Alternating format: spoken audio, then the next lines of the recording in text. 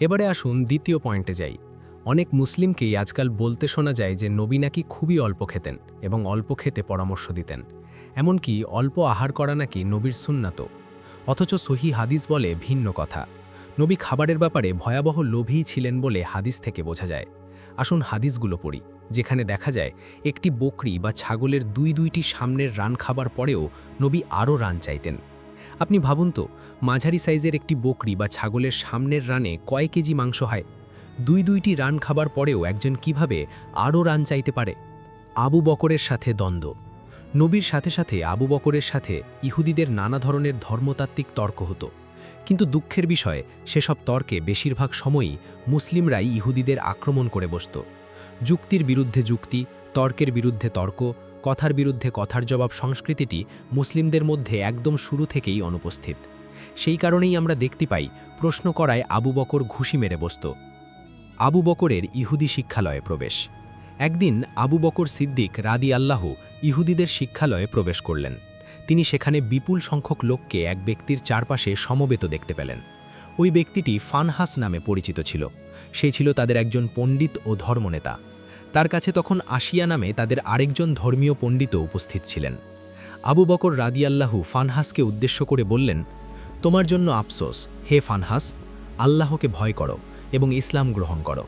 আল্লাহর কসম, তুমি নিশ্চিতভাবেই জানো যে মোহাম্মদ সাল্লাল্লাহু আলাইহি ওয়াসাল্লাম আল্লাহর রাসূল। তিনি তোমাদের নিকট আল্লাহর পক্ষ থেকে রাসূল হিসেবে আবির্ভূত হয়েছেন। তোমাদের কাছে সংরক্ষিত তাওরাত ও ইঞ্জিলে তোমরা তার বিষয়ে সুস্পষ্ট তথ্য পেয়েছ। তখন ফানহাস জবাবে আবু বকর রাদিয়াল্লাহুকে উদ্দেশ্য করে বলল, আল্লাহর কসম, হে আবু বকর, আমাদের আল্লাহর কোনো প্রয়োজন নেই, বরং তারই আমাদের প্রয়োজন। আমরা তার কাছে কাকুতি মিনতি করি না, বরং তিনিই আমাদের কাছে তা করেন। আমরা তার কাছে দিনহীন নই, বরং তিনিই আমাদের প্রতি নির্ভরশীল। যদি তিনি আমাদের প্রতি নির্ভরশীল না হতেন, তাহলে আমাদের সম্পদ থেকে ঋণ চাইতেন না, যেমনটি তোমাদের নবী ধারণা করেন। তিনি আমাদেরকে সুদ থেকে বিরত থাকতে বলেন, অথচ নিজেই তা আমাদের থেকে গ্রহণ করেন। আবু বকরের ক্রুদ্ধ প্রতিক্রিয়া। এই কথা শুনে আবু বকর রাগান্বিত হলেন এবং ফানহাসের গালে জোরে চড় মারলেন।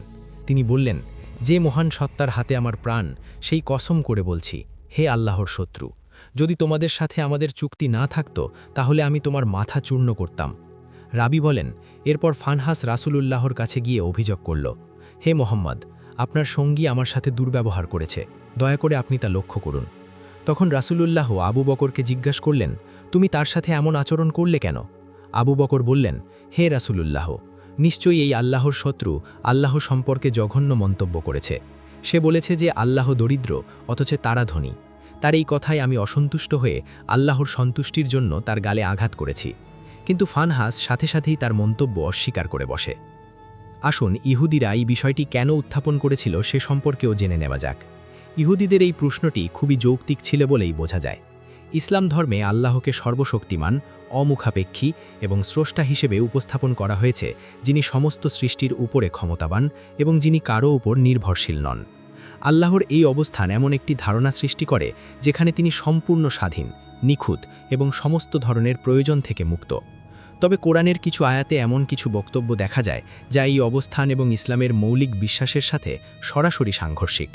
যেমন কোরআনের সূরা মুহাম্মদ আয়াত ৭, সূরা বাকারার আয়াত ২৪৫, সূরা হাদিদের আয়াত ১১ এবং ১৮ ও সূরা আত-তাগাবুনের আয়াত ১৭তে আল্লাহ মানুষের কাছে ঋণ চেয়েছেন বলে দেখা যায়। যদি আল্লাহ সত্যিই সবকিছুর স্রষ্টা এবং মালিক হন, তাহলে কেন তাকে কোনো কিছুর জন্য সামান্য মানুষের কাছে ঋণ চাইতে হবে? যিনি হও বললেই সব কিছু হয়ে যায়, তিনি কাতর সুরে মানুষের কাছ থেকে ধার কর্য করছেন। বিষয়টি অত্যন্ত হাস্যকর। এ ধরনের বক্তব্য একটি অমুখাপেক্ষী সত্তার দাবির সাথে যৌক্তিক দ্বন্দ্ব সৃষ্টি করে এবং একটি গুরুতর দার্শনিক প্রশ্নের জন্ম দেয়। একটি সর্বশক্তিমান সত্তার পক্ষ থেকে মানুষের কাছে ঋণ চাওয়া কি তার প্রকৃতির সীমাবদ্ধতা প্রকাশ করে না? আসুন আয়াতগুলো পড়ি, যেই আয়াতগুলো পড়লে যে কোনো যুক্তিবাদী মানুষের মনেই প্রশ্নগুলো জাগতে পারে। আল্লাহর স্রষ্টাকে প্রশ্ন করায় নবীর রাগ। একটি খুবই জরুরি প্রশ্ন, যেই প্রশ্নটি সকলের মাথাতেই আসে, যে আল্লাহ থেকে থাকলে আল্লাহকে কে বানিয়েছে? কিন্তু নবীকে এই প্রশ্ন করলে নবী তেলে বেগুনে জ্বলে উঠত বলে জানা যায়। আল্লাহর সত্তা সম্পর্কে ইহুদিদের ধৃষ্টতাপূর্ণ জিজ্ঞাসাবাদ। ইবন ইসহাক বলেন, আমাকে সাঈদ ইবন জুবায়ের জানিয়েছেন যে একবার কয়েকজন ইহুদি রাসূলুল্লাহর নিকট আসে বলল, হে মোহাম্মদ, আল্লাহ তো সমগ্র সৃষ্টিজগৎকে সৃষ্টি করেছেন, তবে আল্লাহকে কে সৃষ্টি করেছেন? এ প্রশ্ন শুনে রাসূল সাল্লাল্লাহু আলাইহি ওয়াসাল্লাম এত রেগে যান যে তার মুখমণ্ডল বিবর্ণ হয়ে যায় এবং তিনি তাদেরকে আল্লাহর গজবের ব্যাপারে সাবধান করেন। এ সময় তার কাছে জিবরিল আসেন এবং তাকে সান্ত্বনা দিয়ে বলেন, হে মোহাম্মদ, আপনি শান্ত হন। এরপর তিনি ইহুদিদের প্রশ্নের যে জবাব আল্লাহর কাছ থেকে নিয়ে এসেছিলেন তা তাকে শোনান। তার জবাব হল, আপনি বলুন, তিনি আল্লাহ একক ও অদ্বিতীয়। আল্লাহ কারো মুখাপেক্ষী নন। তিনি কাউকে জন্ম দেননি এবং তাকেও জন্ম দেওয়া হয়নি। তার সমতুল্য কেউই নেই। রাসূলুল্লাহ সাল্লাল্লাহু আলাইহি ওয়াসাল্লাম সমবেত ইহুদিদের সামনে উপরোক্ত সূরা পড়ে শোনানোর পর তারা বলল, হে মোহাম্মদ, আপনার এই বক্তব্য না হয় বুঝলাম। এখন বলুন তার আকার আকৃতি কেমন, তার হাত কেমন, তার বাহু কেমন? কথা শুনে রাসূল সাল্লাল্লাহু আলাইহি ওয়াসাল্লাম আগের চেয়েও বেশি রাগান্বিত হলেন এবং তাদের পুনরায় সাবধান করলেন। এ সময় জিবরিল তার কাছে আসেন এবং প্রথমবার যা বলেছিলেন তার পুনরাবৃত্তি করেন, আর এ প্রশ্নের যে জবাব আল্লাহর কাছ থেকে নিয়ে এসেছিলেন তা তাকে শোনান।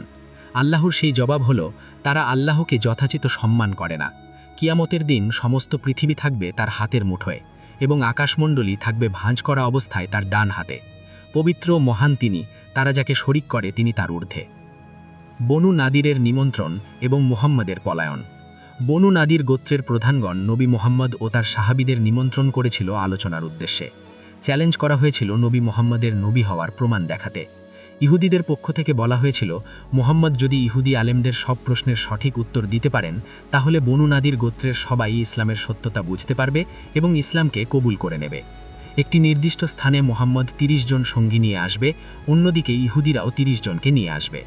নবী সেখানে গেলেন তার সাহাবীদের সহ, কিন্তু বিতর্ক শুরুর আগেই হঠাৎ তিনি সেখান থেকে উঠে চলে আসলেন, অন্য সবাইকে ফেলে চুপি চুপি। অন্য সাহাবীগণ অনেকক্ষণ অপেক্ষা করলেন, কিন্তু নবীর আর কোনো খোঁজ খবর নেই। তাকে আর কোথাও খুঁজে পাওয়া যাচ্ছে না। এরপরে আরেকজনের কাছ থেকে শুনলেন নবী মদিনা চলে গেছেন। তারা মদিনায় ফিরে আসলেন। ফিরে আসার পরে জানতে পারলেন নবীকে নাকি জিবরিল এসে চুপি চুপি বলেছে তারা যেখানে বসেছিল সেই ঘরের ছাদে কিছু লোক নবীকে হত্যা করার জন্য বসে আছে। কিন্তু সেই লোকগুলো কেন নবীর সাহাবীদের হত্যা করল না? কেন সাহাবীদের কেউই এরকম কাউকে দেখতে পেলেন না? নবীও বা কাউকে কিছু না বলে একা একা চলে আসলেন কেন, তার সম্পর্কে কিছুই জানা যায় না। অর্থাৎ এই ইহুদিদের এই গোপন ষড়যন্ত্রের কথা শুধুমাত্র নবী একাই জানেন, যার কোনো বাস্তব প্রমাণ নেই। সেই দিন বন্ধু সঙ্গী সাথীদের বিপদের মুখে ফেলে নবীর এই চম্পট দেওয়ার এই ঘটনাটি কতটা হাস্যকর এবং ইহুদিদের সাথে বিতর্ক এড়াবার কৌশল তা বুদ্ধিমান মানুষ মাত্রই বুঝবেন। এর পরদিনই মুহাম্মদের নেতৃত্বে বনু নাদিরের উপর আক্রমণ চালানো হয়।